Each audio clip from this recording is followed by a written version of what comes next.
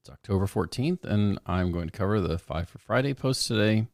Every Friday, I create a post with 5 things that I thought were worth some discussion leading into the weekend, especially if you've had a busy week and maybe missed a couple of these things. I focus on public sector operations in general and public procurement specifically, and try to pick out things that I would find interesting if I was reading the document.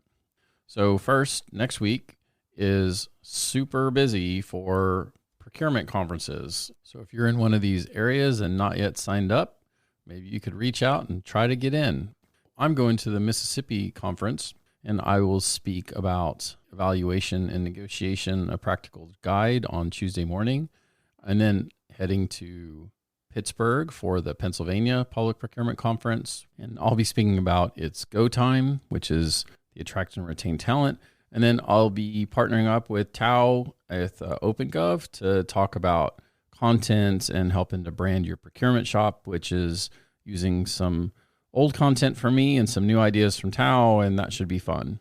And I will also have a team at the Kentucky Public Procurement Association conference at the same time, and they'll be speaking about procurement and ARPA.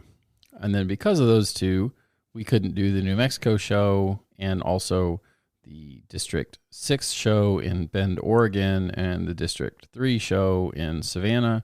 So lots going on. No reason not to get out. Take a look and see what you can still attend next week. Second, NASCA, which is the chief administrators, has a session on October 19th at 3 p.m. regarding emergency preparedness. It has 6 thought leaders from both NASPO and then multiple states, including Michigan, Louisiana, California, and Colorado. I'm sure that's going to be a great one. Third, NASIO, which is the Chief Information Officers, is trying to ring the alarm bell and raise your awareness on the critical nature of app modernization in state governments in terms of ability to act and ability to be resilient. So take a look at their council. Fourth, that comes on the heels of NASIO's annual conference, which was last week when I was at National Procurement Institute, so didn't get to attend, but by all accounts, 900 some odd attendees, very well attended, lots of great sessions. In NASIO, as in most public sector operations conferences these days, staffing was an issue in many of the sessions. State Scoop has a story about one of the sessions where they're talking about the critical need for staffing. And one of the quotes from the sessions is, "I can't hire internally enough to meet my need." Finally, there's a content post from NASPO, the procurement officers, about managing risk in the procurement process, specifically related to reducing risk in IT procurement.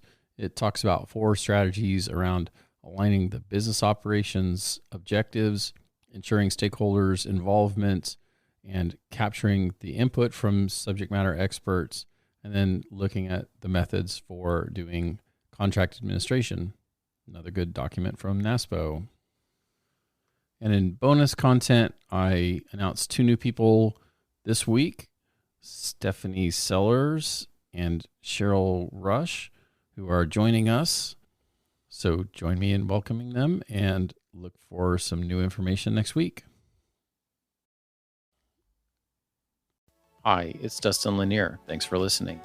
Please find me on LinkedIn for original public sector operations content every week. And please reach out to me if I and my team of procurement professionals at Civic Initiatives can help you be a public procurement change agent.